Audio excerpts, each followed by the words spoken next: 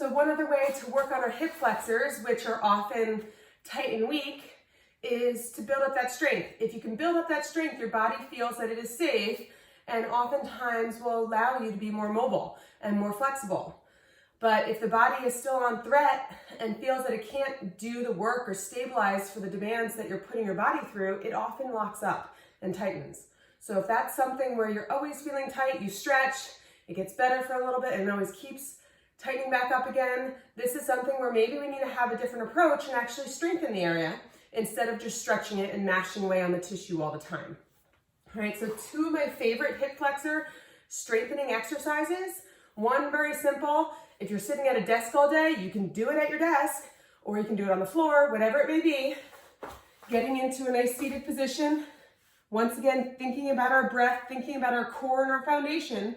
That fill down lower, not up here, down lower, into the sides and the back. You can get that pressure, and then all I want you doing is little leg raises. You can vary it by having legs straight ahead, locked out, turned out. That turned out will tap into that psoas a little bit more because of the angles of the fibers, and then do the other side.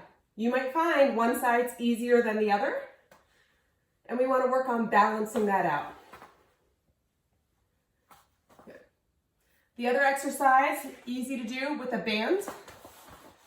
Put the band around the feet, middle of the foot. We're going to lay on back.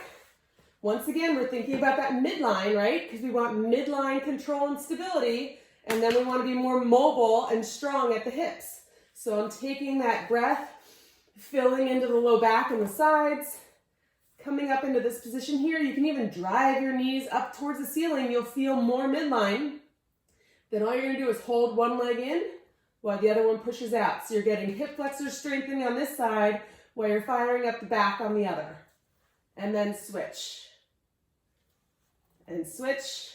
Each time making sure we're maintaining that midline. It is staying solid. That back is not arching. We're not getting any clunking. If we are, we might have to think about that core again. Add in some kind of resistance to activate the core a little more, to pre-activate it, to help stabilize that midline.